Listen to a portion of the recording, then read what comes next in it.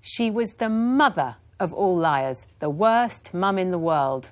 Hard to forget Karen Matthews and her boyfriend's uncle, who faked the kidnapping of Karen's 9-year-old Shannon, made tearful appeals, mobilised police and public, and were then found guilty of hiding her as a way of extorting £50,000 reward money. That was in 2008. Now, Christmas 2016, Karen says she's turned over a new leaf. According to reports, she's stopped drinking and found God, and even stopped swearing. It seems she doesn't want our money now, though. It's also been reported that she wants mercy and forgiveness. If she's sincere, a big if, I say we should find it within us. What she did was awful and cruel and against nature. But we all make mistakes. She served her time. 'Tis the season of goodwill. So I say, panel, it's time to forgive Karen Matthews.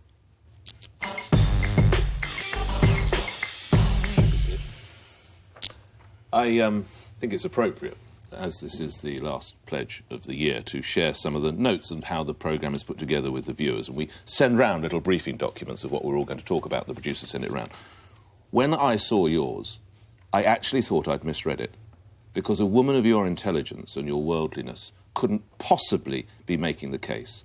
This is what... Let's just set aside the fact that she had conspired to drug and to put her own daughter under a divan bed. I wish I could put that woman under a divan bed for the rest of her life. Should we also take a look at what she did for the area?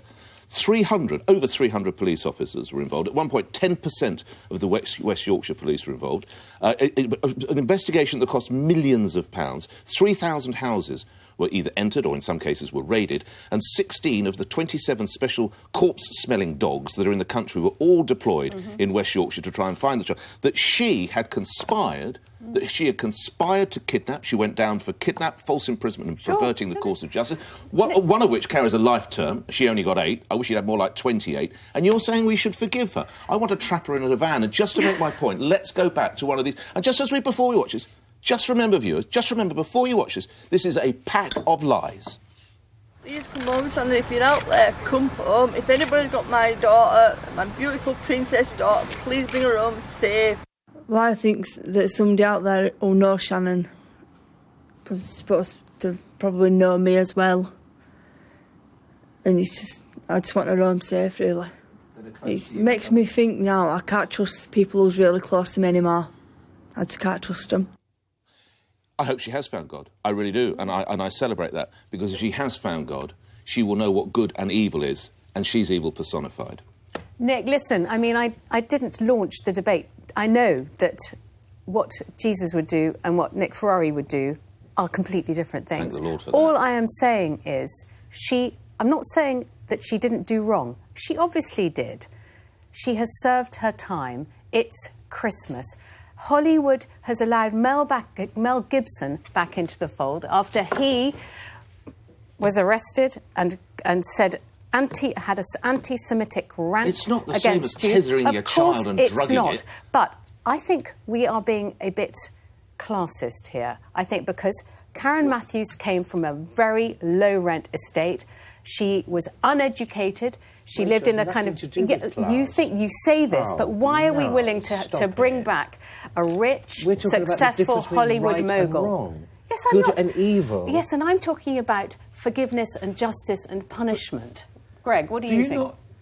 We are, but I mean, she came from a terrible estate. A mate of mine was a reporter on that story, and went there and said this was the worst estate he'd ever seen. I think a lot of the journalists who went up there were very shocked. Now that forgives nothing. I agree with you, but surely, people a lot of people coming off that estate would not have done this, behaved properly. They often have difficult lives, but they get through. She didn't. What she did was, I mean, if I remember rightly, didn't she see it? She saw the plot on a television show and thought, I can try that.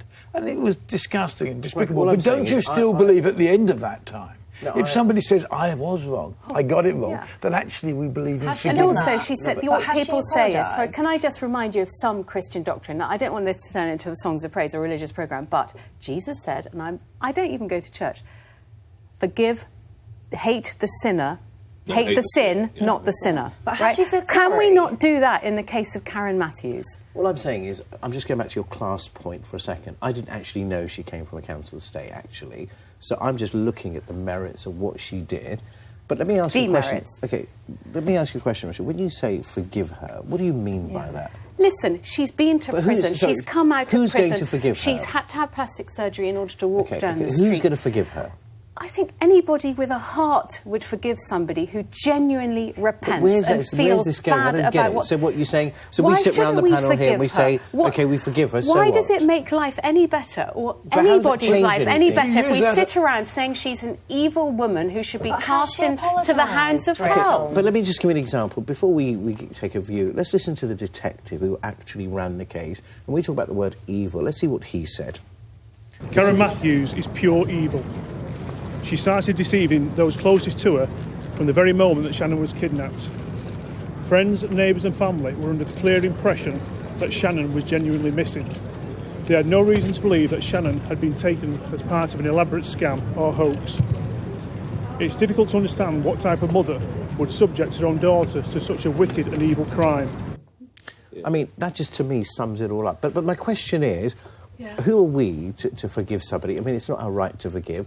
Is she asking She's the asking state? for our But no, forgiveness. is she? Because as I understand it, has she actually come out publicly Via a and friend? said sorry? Yes, but this is my point. So has she publicly come out and said, "Do you know what?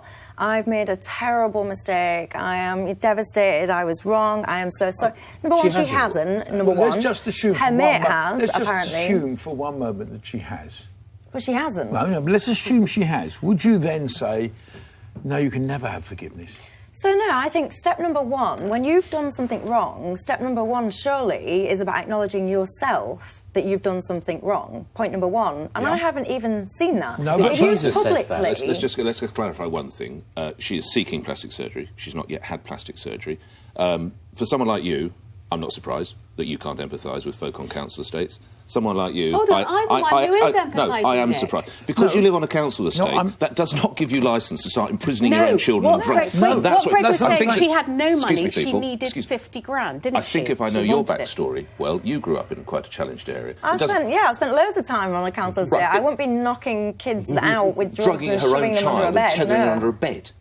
So what on earth does that suddenly give them a licence? My point here is, It's I'm so not insulting. saying it's not insulting. It's insulting to people on council estates watching this now. It's bloody insulting, because that's not how they live their lives. And I thought you'd know better. Listen, obviously, she did a terrible thing, but my argument is it not punishment enough to be the most hated mother in Britain? I think it is. We should say she needs to find a way out of this. So what are you asking for? Why does it all make you feel so good What are you to asking loathe? for? Tell me. When you say you want forgiveness, what does that mean? Like, to James's point, what do you want? What do I want? Yeah. Well, I believe in the rehabilitation of offenders, curiously enough. I don't believe in she's putting seeking. people in prison and throwing away the key and thinking, well, that's great. I think it's much better that she has a productive life and she maybe puts something back into society that she took so much out of. She's seeking an end to being shouted at in the street. She says she doesn't want to, but she thinks she's going to have plastic surgery. She wants to be a normal member of society. That's what she's after. But I'm sorry, there are some crimes that are so grave that, I'm sorry, apology, you just think went this is one of Yeah, them? absolutely. Yeah. Drugging your own Who child. would give the apology Have you never anyway? given your children Calpol? I've never tethered one of my children, No, I drugged know, him. Nick, but my point is... For money? Yeah, for money. No, I've never tied my child under a divan bed, no. Sorry, I didn't know it was commonplace. You do it a lot, do you?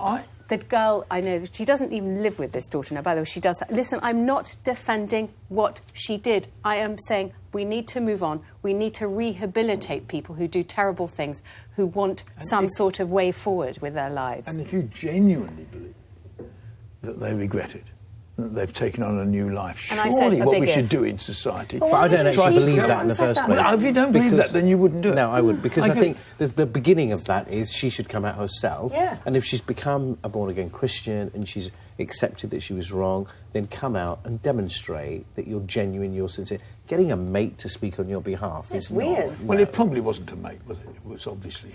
I mean, most we don't know. newspaper Apparently it's a stories pal. that say sources close to mean that the person's talked to them, but they don't want to be Greg, I knew named. we'd have trouble with this lot. That